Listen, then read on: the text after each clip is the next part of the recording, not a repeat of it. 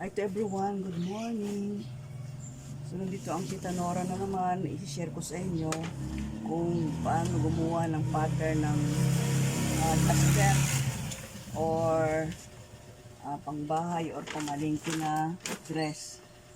So, start na tayo, no?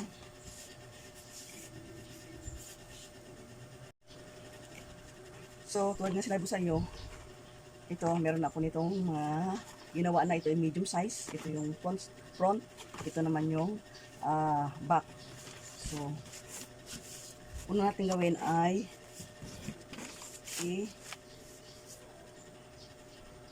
bakatin natin hanggang baywang lang. Baywang lang siya.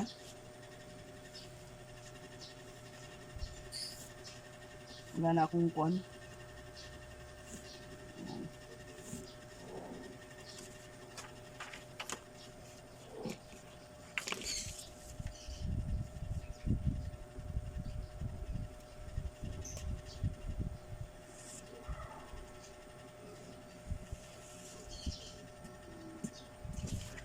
Ayan siya. So, ito yung baywang. Kapag kami ganito marami kang magagawa, no? Ganito. So, ito, kahit anong design pwede mong gawin. So, bakat natin itong pangalawa sa baywang din. Ayan, baywang din. So, ayan siya.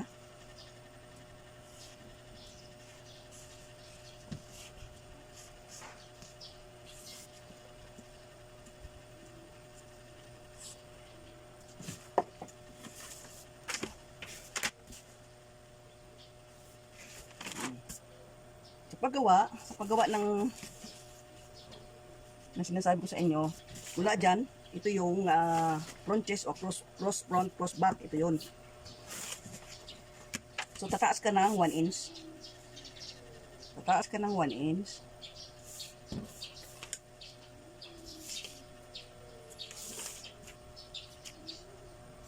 So, ayan siya.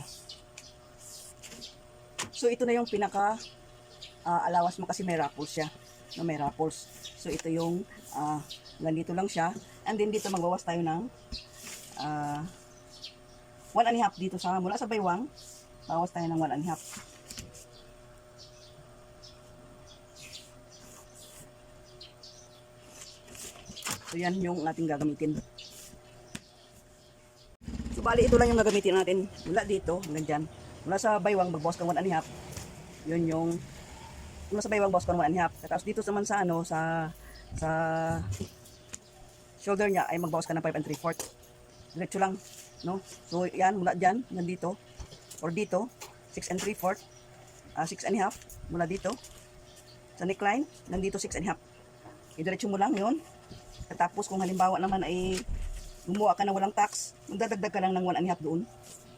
Para iganon mo siya, yun yung armhole niya.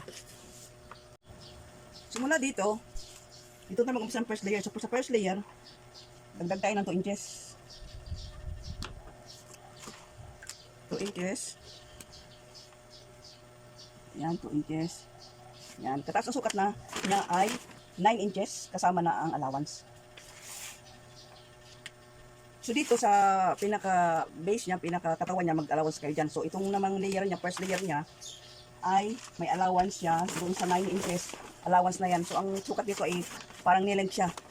Nilent sa tuhod lang. Ayan. So, ito yung first layer. Dito natin.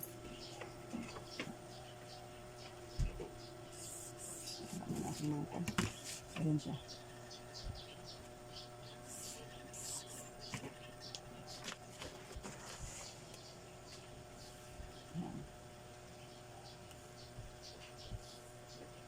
So, ito ay 9 inches. So, ito ay 9 inches.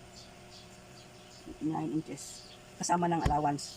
So, para hindi kayo labis masyadong bulga, mula dito sa katawan na ito, magdagdag lang kayo 2 inches.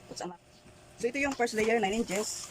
Tapos, ang kanyang kabuuan ay magpapas lang 2 inches mula sa katawan, no? So, dito naman sa pang second layer, 9 inches din siya.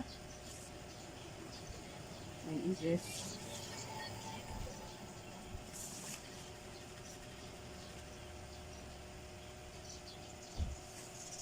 Pero magdagdag kayo ng 2 and a half. Dito naman 2 and a half. So ayan siya, 2 and a half.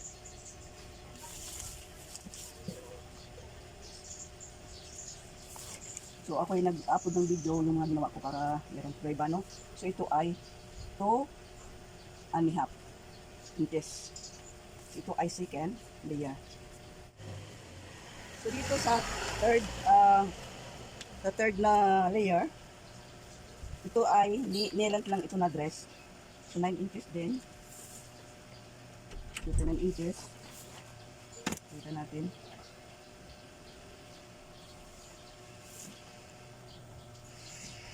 So, tapos dito 5 inches.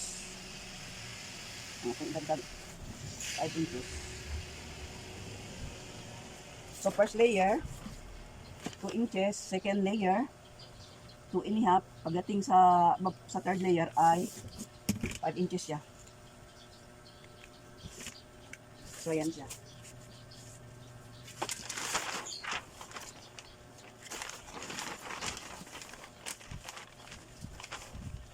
So ito ay 2-fold.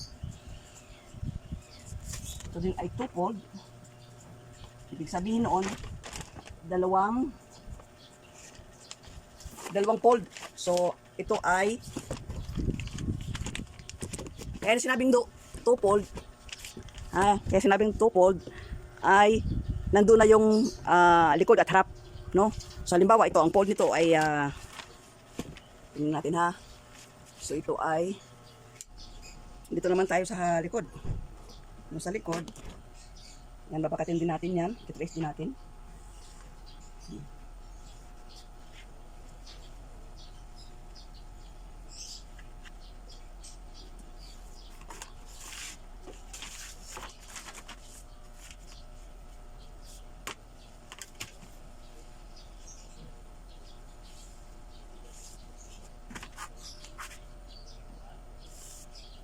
Ayan. And then, dito, bawas tayo ng 1 and a half.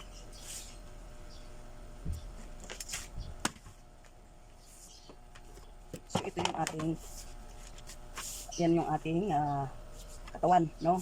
So, dito, pwede kayo mag-add ng 1 inch. So, ako nag-add ako ng 1 inch kasi masyadong mababa, no? 1 inch. 1 inch yan. And then, bawas kayo ng 1 and 1/4. 1 and 1/4. Then, ganyan.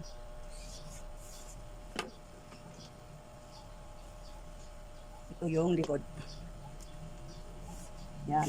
Yan yung likod. So, ito yung binawas nyo ha. Bawasan nyo. Yan yung, ito bawas din ito. Katapos, ang ibaba niyan, yung dun sa pareho din sa harap. Kaya nga, 2-fold, ibig sabihin, dalawang 45, dalawang 30, dalawang 60, or dalawang 28. So, yun sa strap, ito na tayo. So, ito na yung pinakakuha niya, no? Nagbawas tayo ng 1 inch. So, yan siya. Lagyan natin ng, yan. Para makita nyo yung strap kung paano. Yan. Ito yung strap. Nandito tayo kasi tumaas tayo ng 1 inch. So, bawas tayo ng 1 inch. Yan. Tapos dito, ayan siya. Magitna tayo, no? Sa gitna. Kuha tayo ng 1 inch sa kabila. 1 inch dito sa kabila. Ayan siya. No? Ayan sa kabila. And then,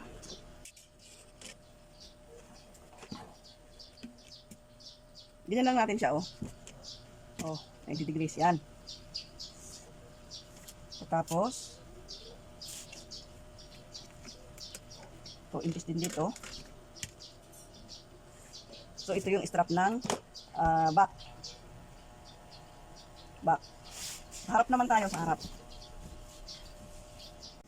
Or ipaganyan natin siya. And then ito, ganyan siya.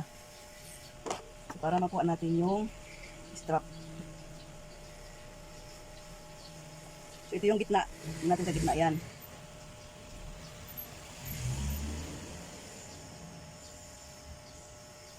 Ganyan natin siya. Yan.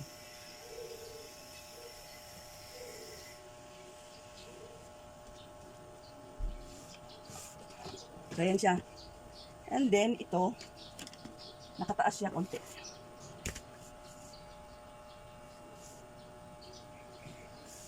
So, ganyan siya. Or, igaganyan nyo siya. And then, at the same time, ganyan mo rin siya. Oh.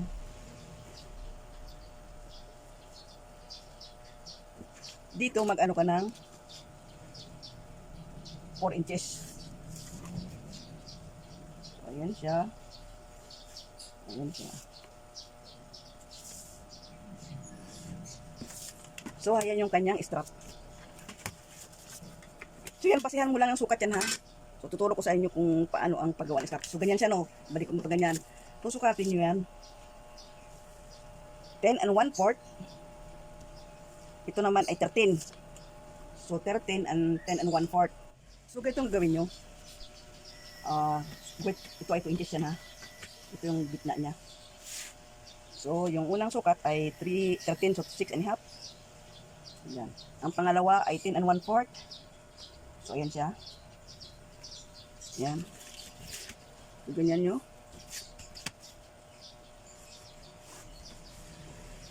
So, ayan siya. So, ito ay back. Ito ay front. Front. Ito yung sa armhole. Ito yung armhole, ito yung sa gilid ng armhole. No? So, bali ang mangyayari sa kanya, pag ganyan, fold. So, ito yung dito sa neckline, ito naman dito sa may armhole. So, ayan siya. Next. So, ito yung, gawaan tayo na, ito yung strap niya. Ngayon, ito yung pinakamanggas niya na isi-sharing mo siya. So, ito, i-fold mo siya ha, fold. One fold ha. Yan. Ito fold yan. Yan. Sukat ka ng 3 inches. Yan. At tapos, ang haba ay 10. So, bali 20 siya kasi fold siya, fold. Yan. Uwit na natin. 3 inches ha. Yan.